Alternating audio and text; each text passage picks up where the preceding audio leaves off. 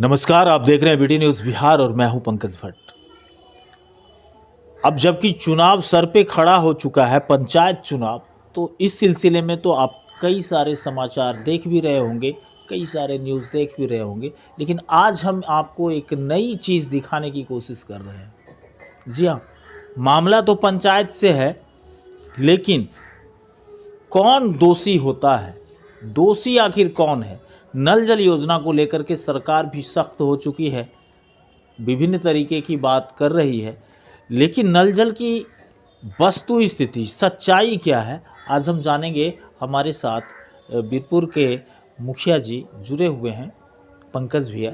हम पंकज भैया से बात करेंगे और पंकज भैया से ये भी जानने की कोशिश करेंगे कि नल जल की वास्तविक स्थिति जो जेन्युइन है, बिल्कुल कोई राजनीति नहीं करनी है, कोई इधर उधर की बात नहीं, सीधा मतलब उपभोक्ता और योजना से। धन्यवाद पंकज जी, आपने बहुत बेहतर मुद्दा उठाया।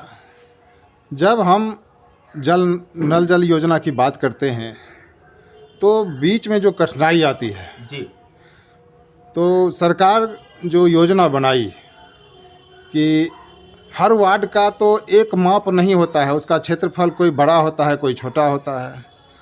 तो जैसे कि मेरा वार्ड नंबर 5 है, इसका क्षेत्रफल लगभग 3 वर्ग किलोमीटर है। अच्छा। और इसको पंचायत के माध्यम से, वार्ड के माध्यम से हम लोगों ने नल जल योजना करवाया। इसके लिए 3 वर्ग किलोमीटर क्षेत्र को नल जल से जोड़ना है, योजना से जोड़ना है, जिसके तहत भारी बहुत इसमें खर्चा आता है। और वहीं जो पीएचडी कर रही है, यहीं बगल में 6 नंबर वार्ड है, 7 नंबर वार्ड है, इस सब का रकबा, क्षेत्रफल ज़्यादा से ज़्यादा 1.5 बीघे में होगा। और उसका एस्टिमेट 35 लाख 36 लाख इस तरह का है। और सबसे बड़ी इसमें खराबी क्या है, खामी क्या है कि जो योजना पंचायत कर रही है, पंचायत जो योजना कर रही है अथवा वार्ड जो योजना कर रही है, उसके लाभुकों से हर महीना शुल्क वसूला जाना है। और जो योजना पीएचडी कर रही है उससे शुल्क नहीं वसूला जा रहा है। तो और ख़ास करके हमारा 1 नंबर वार्ड है जिससे शुल्क वसूला जाना है, उसमें ज़्यादा आबादी मुसहर लोगों की है और नियमतः उससे शुल्क हमें वसूल करके देना पड़ेगा, शुल्क वसूलना पड़ेगा। ठीक उसके बगल में 2 नंबर वार्ड है जिसमें भूमिहार, ब्राह्मण ऐसे परिवार हैं और बहुत छोटा वार्ड है, उसमें शुल्क नहीं वसूलना। जब भी कोई भी ऑपरेटर, कोई भी आदमी जाएगा जब शुल्क वसूलने के लिए, तो क्या उसके साथ अपमानजनक बात होगी कि नहीं होगी? निश्चित रूप से। एक भाई रोड के इस पार है, एक भाई रोड के इस पार है, एक भाई को शुल्क नहीं लगेगा, दूसरा भाई को नल जल योजना में शुल्क उसको देना पड़ेगा। तो निश्चित रूप से वह वहाँ पर अपमानित होकर के आएगा, परेशान होगा। तो सरकार हमें बराबर अधेर नगरी चौपट राजा, टके शेर भाजी टके शेर खाजा, 3 बीघा में आच्छादित कीजिए तो आपको 36 लाख रुपया का एस्टिमेट है, और 3 वर्ग किलोमीटर में आप आच्छादित कीजिएगा उसका 18 लाख रुपया। इस तरह की योजना सरकार किस मानसिकता से बनाई है, इससे बड़ी परेशानी सारे मुखिया लोग को हो रही है। क्या लगता है कि ये नल जल योजना के लिए कोई ब्लूप्रिंट तैयार नहीं था सरकार को काम करने के लिए? होगा, लेकिन वैसे लोग बनाए होंगे जिनको ज़मीनी हकीकत का कोई पता नहीं। सरकारी कर्मी कोई ज़रूरी नहीं है कि बहुत आईएएस हों, आईपीएस हों, विद्वान हों, हो सकते हैं, लेकिन ज़मीनी हकीकत से वो अनजान है और इस तरह की योजना बना करके पंचायत को थोप देते हैं। और पंचायत को, चूँकि पंचायत का मुखिया है, पंचायत के वार्ड सदस्य हैं, उसको अपने जनता के लिए काम करना है तो वो काम करता है, जिसमें बहुत परेशानी हो रही है। किस आधार पे जाए राशि वसूलने के लिए? कोई आधार ही नहीं बनता है। हमारा पूरा पंचायत में 13 वार्ड है, 3 वार्ड वार्ड सभा के माध्यम से हुआ है नल जल योजना, 10 वार्ड में पीएचडी किया है। तो 10 वार्ड, एक बहुत बड़ी आबादी जिसको शुल्क नहीं देना है, और इस 3 वार्ड में शुल्क देना है, क्या बीतेगा वसूलने वालों का, आप ही अंदाजा लगा लीजिए। तो ये आप देख रहे हैं कि नल जल की जो स्थिति है कि जहाँ पे सरकार पीएचईडी के द्वारा काम करवाई है, वहाँ पे बहुत छोटा क्षेत्रफल होता है, एक वार्ड कितना बड़ा हो सकता है, लेकिन जिस तरफ बड़ा 3 वर्ग किलोमीटर का एरिया है, वहाँ पे मिनिमम एक्सपेंस पे काम करने को मुखिया को कहा गया है कि आपको काम करना है। सवाल ये उठता है कि जब 1 से 1.5 बीघा के क्षेत्रफल को करने में 35 लाख रुपए लग सकते हैं, तो 18 लाख रुपए 3 वर्ग किलोमीटर तक पाइपलाइन बिछा करके सप्लाई करने में कैसे 18 लाख रुपए का एस्टीमेट बनाया जाता है। तो ये तमाम तरीके की परेशानियां हैं। साथ ही इन्होंने ये भी कहा कि दलित समाज से शुल्क वसूलना और सवर्ण समाज जिसके पास पैसा है उससे शुल्क नहीं वसूलना, ये बहुत बड़ी समस्या पंचायत के भीतर खड़ी हुई है। खैर, बीरपुर से आप लोगों ने देखा होगा कि एक बच्ची का अपहरण किया गया था, उसके बाद दर्दनाक तरीके से उसको मौत के घाट उतार दिया गया, उसके डेड बॉडी को भी प्राप्त किया गया था।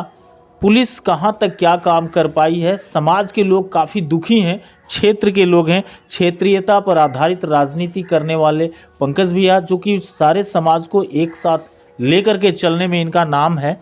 हम इनसे ये पूछेंगे कि मीनाक्षी हत्याकांड अब कहाँ किस तरफ घूम रहा है। इसके संदर्भ में थाना प्रभारी से मैंने कल बात किया, टाइम लिया, तो एक बैंक डकैती हो गई थी जिसमें वो व्यस्त थे। उन्होंने कल के बारे में कहा है कि आप लोग आइए, और हम तमाम समाज के लोग, बुद्धिजीवी लोग कल थाना प्रभारी से मिलेंगे, उनसे बात करेंगे। चूँकि थाना प्रभारी नए हैं, उनका क्या मिशन है, क्या मूड है, इसके बारे में हमें बहुत पता नहीं है। तो जा कर के कल हम लोग उनसे मिलेंगे और उनका जो रोड मैप है इसके संदर्भ में उसकी जानकारी लेंगे और अपनी बात कहेंगे। प्रशासन यदि शिथिल होती है तो हमारी बच्ची है, हम अपने समाज को सुरक्षित देखना चाहते हैं, अपने समाज के, अपने बच्चे को के लिए हम लोग सजग हैं, सतर्क हैं, और इसके लिए किसी हद तक जाने के लिए तैयार रहेंगे। किसी भी हद तक जाने को तैयार हैं बीरपुर क्षेत्र के तमाम लोग। मीनाक्षी हत्याकांड को लेकर के काफ़ी दुखद और गमगीन माहौल, गमगीन वातावरण के बीच मानसिक संतुलन को किसी तरह बनाए हुए हैं इस क्षेत्र के लोग। खैर, हम आगे बढ़ते हैं और चर्चा में हम आपसे ये भी जानना चाहेंगे कि विभिन्न पंचायतों का हमने दौरा किया, सभी जगह करप्शन करप्शन करप्शन, लेकिन आपके क्षेत्र में आने के बाद बहुत नाम मात्र का ये चर्चा है। ऐसा कैसे काम कर पाया? चूँकि सर आपसे लेकर के अधिकारी तक कोई छुपी हुई बात नहीं रह गई। आए दिन अखबार के माध्यम से, न्यूज़ के माध्यम से करप्शन की चर्चा होती है, कमीशनखोरी की चर्चा होती है। देखिए, जो मुखिया ईमानदारी पर चलने वाले होते हैं उसके लिए 2 तरफ लड़ना पड़ता है। एक तो समाज में भी कुछ लोग चाहते हैं कि भ्रष्टाचार हो, वहाँ पे दूसरे तरफ पदाधिकारी लोगों का भी रहता है कि जो कुछ लोग का रहता है कि भ्रष्टाचार बढ़े, तो दोनों तरफ उसको लड़ना पड़ता है।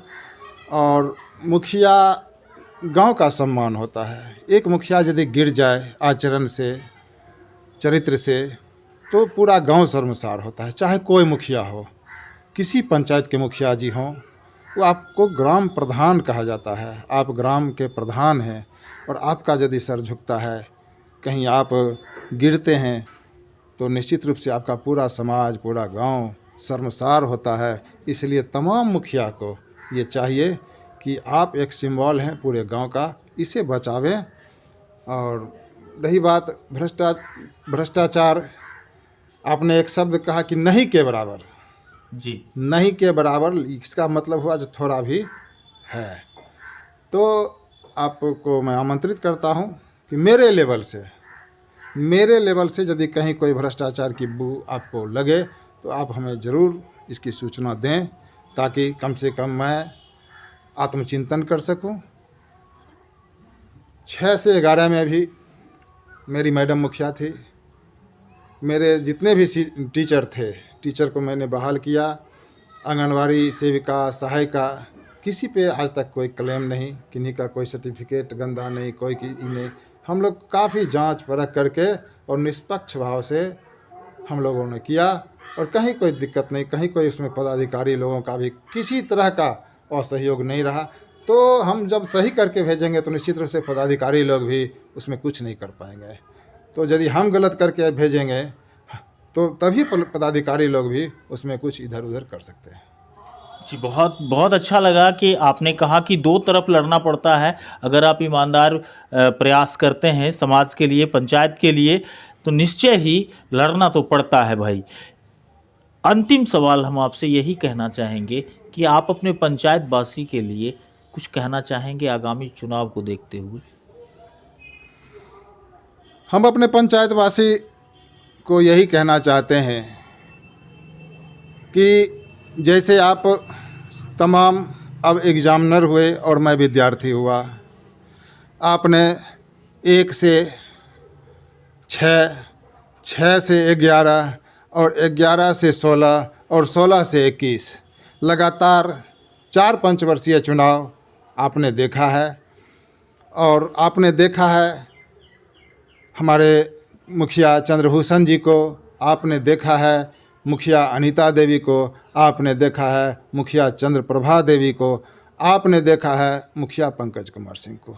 इसमें मैं कितना नंबर ले पाता हूँ, अब तो आप एग्जामिनर हैं और मैं विद्यार्थी, आपके नज़र में क्या मैं पास होता हूँ? अनीता देवी को कितना नंबर आप देते हैं, चंद्रभूषण बाबू को कितना नंबर देते हैं, चंद्रप्रभा देवी को कितना नंबर देते हैं? तो अब तो जनता की अदालत में अब जनता फैसला करेगी कि हमें कितना नंबर देती है। इस तो अपने मुंह से कहना तो थोड़ा अच्छा नहीं लगता है। निश्चय ही पंचायत चुनाव, जब भी कोई पंचायत चुनाव नहीं, कोई भी चुनाव होता है तो जनता मालिक होती है। और हम अपनी तमाम दर्शकों से, अपने तमाम आम आवाम से अपील करना चाहेंगे कि पंचायत का विकास तभी अच्छा होगा जब आपकी सोच अच्छी होगी, और जब आपकी सोच अच्छी होगी तो पंचायत का आईना आप होते हैं, पंचायत का विकास होकर रहेगा। इसलिए सोच समझकर करें मतदान, तभी होगा आपका सम्मान। अब बने रहिएगा BT न्यूज़ बिहार।